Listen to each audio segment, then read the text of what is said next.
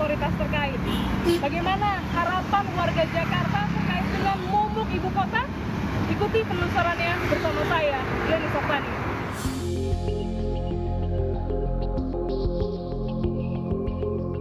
Perjuangan untuk menghirup udara bersih dan terbebas dari berbagai penyakit karena polusi udara akhirnya membuahkan hasil. Melalui putusan pengadilan, warga memenangkan perkara gugatan polusi udara di Jakarta setelah Pengadilan Tinggi DKI Jakarta menguatkan putusan atau vonis Pengadilan Negeri Jakarta Pusat. Majelis Hakim Pengadilan Tinggi DKI menghukum kelima tergugat agar melakukan langkah untuk memperbaiki kualitas udara di Jakarta, seperti menetapkan baku mutu udara ambien nasional, melindungi kesehatan manusia, lingkungan, dan ekosistem, inventarisasi emisi lintas batas di DKI Jakarta, Banten, dan Jawa Barat, serta mengawasi ketaatan pengendalian pencemaran udara. Merujuk sejumlah penelitian di beberapa negara yang mengungkapkan dampak buruk polusi udara terhadap kesehatan masyarakat, namun dalam hal ini kami berfokus pada salah satu penelitian yang berjudul hubungan antara paparan partikel udara kurang dari 2,5 mm dan kemampuan untuk bereproduksi di Tiongkok. Penelitian ini menjelaskan adanya peningkatan ketidaksuburan di wilayah dengan konsentrasi PM2,5 rata-rata 56,8 mikrogram per meter kubik. Berdasarkan pantauan Indeks Standar Pencemaran Udara atau ISPU, terlihat kualitas udara kurang baik di beberapa area di Jakarta, seperti konsentrasi PM2,5 di BMKG Kemayoran sepanjang Juni 2022, rata-rata 49,07 mikrogram per meter kubik. Bahkan mengalami peningkatan dan tertinggi pada 148 mikrogram per meter kubik pada 15 Juni lalu. PM2,5 adalah partikel udara yang berukuran lebih kecil dari 2,5 mikron. Jika terhirup, menyebabkan sesak napas, iritasi mata, hingga hidung. Ruth Dio, seorang ibu yang berprofesi sebagai reporter TV swasta, bercerita soal keguguran yang ia alami. Keseharian Dio yang dihabiskan di ruang terbuka diduga menjadi penyebab kegugurannya. Pantes, kenapa dok? Emang iya, karena polusi udara itu sangat berpengaruh sama kondisi ibu hamil. Jadi dokter bilang bahwa ini sepertinya memang bukan karena faktor kecapean doang, tapi memang karena kalian berdua itu memang sama-sama kerja di luar ruangan yang ternyata itu juga sangat berpengaruh sama perkembangan janin. Dikala kami ingin mengonfirmasi hal tersebut, dokter yang menangani Dio enggan untuk menanggapi. Kami berupaya mengumpulkan beberapa pandangan untuk menguatkan hipotesa yang Dio alami. Salah satu dokter kandungan menjelaskan, ada kemungkinan polusi udara dapat berdampak pada sistem reproduksi perempuan. Bilang polusi udara tuh kan bisa dari karbon monoksida, kemudian dari nitrogen dioksida, itu ada beberapa yang mengatakan bisa mempengaruhi kualitas sel telur. Jadi kualitas sel telur itu yang tadinya bagus gitu menjadi kurang bagus. Kemungkinan untuk terjadinya kehamilan menjadi turun. Karena sulit untuk menentukan masa subur, kualitas sel telurnya menjadi tidak bagus.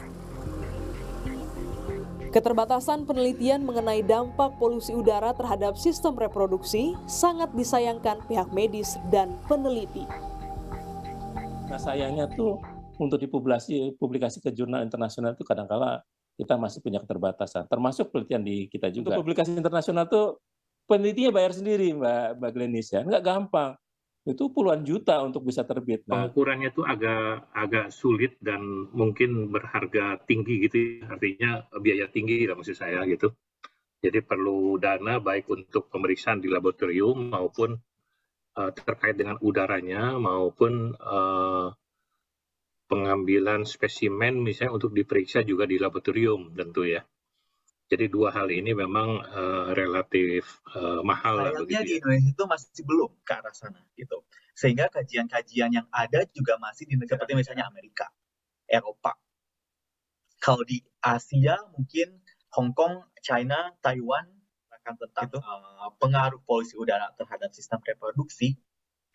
Kajiannya ini masih bersifat studi epidemiologi observatif, yang artinya kita hanya mengamati, tidak melakukan intervensi.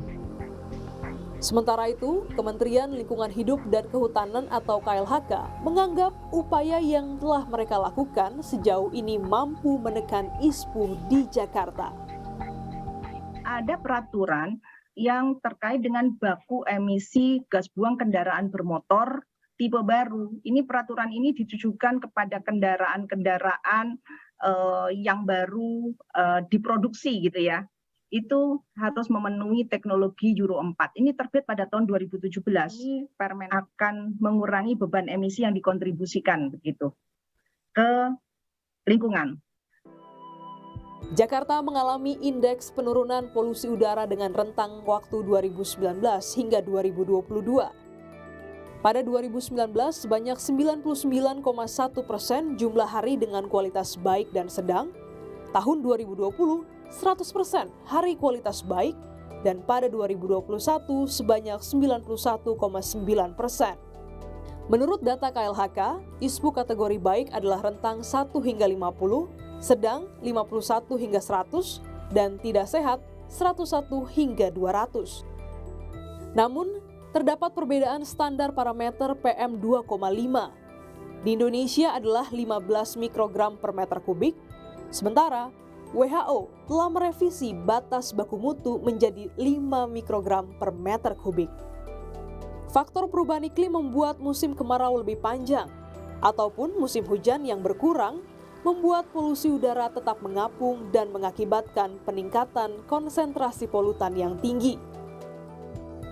Di lain pihak, Greenpeace Indonesia juga menyoroti masalah kesehatan karena polusi udara yang belum diselesaikan.